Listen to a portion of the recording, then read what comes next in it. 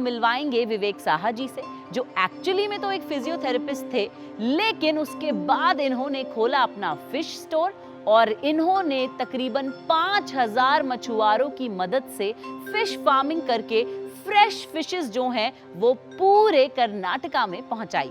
तो चलिए मिलते हैं विवेक साहा से। नमस्कार, आदाब, सत श्री अकाल।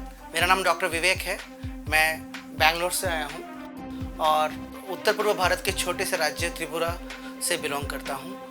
10 साल करीबन प्रैक्टिस करने के बाद मुझे लगा कि अपने लिए बहुत कुछ कर लिया, अभी समाज के लिए कुछ करना है।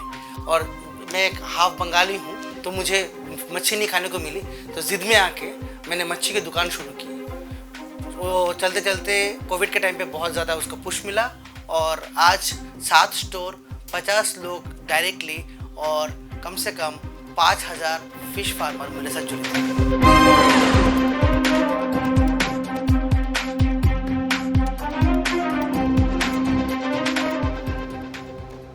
नमस्कार।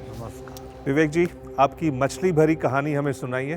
सर, मैं उत्तर पूर्व भारत के बहुत छोटे से शहर अगरतला से हूँ और बहुत सारे सपने लेके बैंगलोर में गया।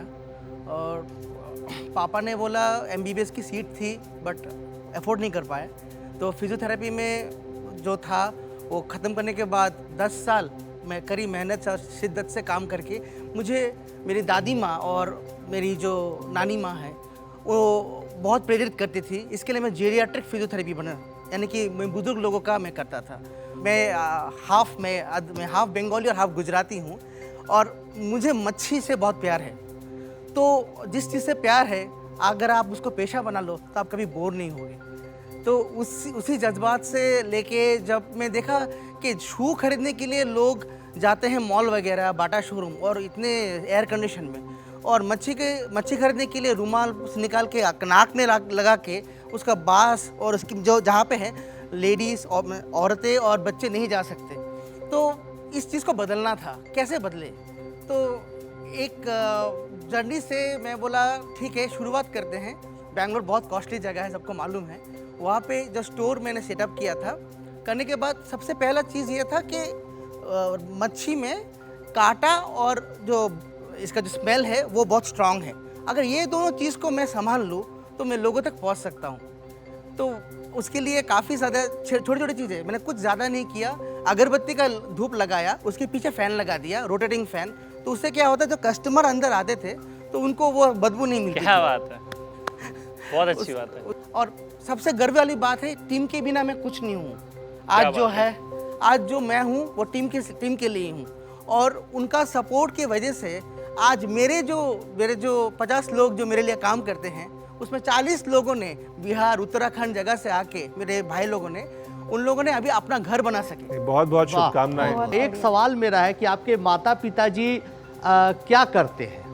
सर, अगरतला में मेरे उसको बोलते हैं मुदित दुकान मतलब डिपार्टमेंटल स्टोर, छोटा सा दुकान है। और पापा ने बोला था, देख अगर तूने अच्छा मार्क्स नहीं लेके आया तो यहाँ पे बिठाऊंगा पक्का। तो वो डर तो मेरे में था, मैं स्टूडेंट अच्छा था, बट जब मौका आया कि 1-1 लाख रुपए कैपिटेशन फी भरना है, मैं बोला पढ़ाई करके मेरिट होके मैं पैसे तो नहीं भरूंगा। 4 साल में 80,000 रुपये खर्च हुए, जो 4 साल के एंड में मैंने सिर्फ इंटर्नशिप में 1 लाख रुपए कमाए। क्या बात, बहुत अच्छा। और छोटी सी जगह से आके आप इतने बड़े शहर में अपनी पहचान बनाए और लोगों को रोजगार दे रही है, बहुत बड़ी बात है। हमारी शुभकामनाएं आपके साथ है। ये तीनों मछली नहीं खाते, हम खाएंगे आपके स्टोर पर आके। एक सवाल आपके लिए कि भाई जब शुरू किया तो कितने पैसे लगे? क्योंकि आज जैसे आपने कहा बैंगलोर महंगा शहर है, तो अगर किसी को एक छोटी सी दुकान भी खोलनी हो तो कितने पैसे लगते हैं ऐसे काम के लिए? मैम एक्चुअली मैंने छोटा सोचा नहीं था मैम, एक्चुअली बड़ा ही सोचा था। 2000 स्क्वायर फीट का जगह मैंने। और उसके लिए जो कहानी था, घर से बहुत डांट पड़ी। मेरे पास फ्लैट था, उसको गिरवी रख के मैंने वो लिया। अरे वाह। मैं हूँ भारतीय, मुझे मौका मिला था बर्मिंघम जाने का, मैं नहीं गया सर, क्योंकि मुझे इधर ही कुछ करना था, अपने देश के लिए कुछ करना था और लोगों से जुड़ के रहना था, मेरे साथ सारे लोगों को लेके जाना था। अच्छा, ये देश की बात करी, मैं आपको बताऊं बड़ा इंटरेस्टिंग चीज़। आप बंगाली गुजराती है, आप अगरतला के हैं, आप बेंगलोर गए, आप अभी दिल्ली में हैं, और अब आपकी पूरी जो कहानी है वो पूरा भारत सुने। तो ये ब्यूटी है आइकॉन्स ऑफ भारत की, ये बहुत ब्यूटी बड़ी है बात हमारे है। शो की। लेकिन हमारे लिए प्रॉब्लम हो गई ना, अगले बार इनको केमचो बोलेंगे कि नमस्कार अरे, बोलेंगे? वो मजा मत लो। मुझे 7 लैंग्वेज बोलने आती है सर। बहुत कन्नड़ा अच्छी भी मैं बात है। fluently मतलब बात कर इतना टैलेंट होने के बाद ये मछली का बिजनेस आप करते हैं, तो ऐसा कभी फ्रेंड्स ने आपका मजाक नहीं उड़ाया कि तू मछली बेचता है? मतलब कभी ऐसा लगा नहीं कि यार मुझे दुर्व्यवहार हो रहा है मेरे साथ? सर फ्रेंड्स छोड़ दिए, घर वाले बोले डॉक्टरी पढ़ा, सब कुछ किया, अभी तो मछली का बिजनेस करेगा, लोग क्या कहेंगे? वो चैलेंज कैसे एक्सेप्ट, मतलब कैसे उसको आपने फेस किया? सर वैसे तो जब मैं फिजियोथेरेपी में जब लास्ट में था, तब मुकाम पहुंचने के बाद एक बार एक दिग्गज इंसान ने बोला था, मैं एक स्टार्टअप के लिए काम करता था, बोले कि विवेक वो स्केलेबल नहीं कर सकते, मुझे 100 विवेक्स चाहिए।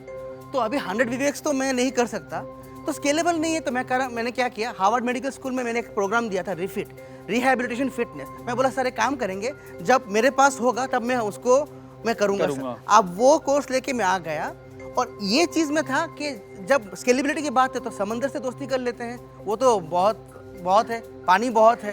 10-12 साल के बाद अपने आप को आप कहाँ देखना चाहते हैं और अपने व्यापार को? मेरी ख्वाहिश है कि कम से कम 50,000 जो फिशरमैन हैं उनको एक साथ मिलने के सी विलेज बनाना है। क्या बात है, और बहुत मैं अगर चला भी जाऊं तो माइक्रो फाइनेंसिंग और उसके चलते उनका रोजगार नहीं बंद होना चाहिए। Fantastic. कोई लोग वो इंटरनेशनल वाटर क्रॉस करके वो नहीं होना चाहिए, उनको पकड़ना नहीं चाहिए। बहुत बहुत बढ़िया। उम्दा विचार है आपके विवेक, आप जैसे लोगों की बहुत जरूरत है इस देश को।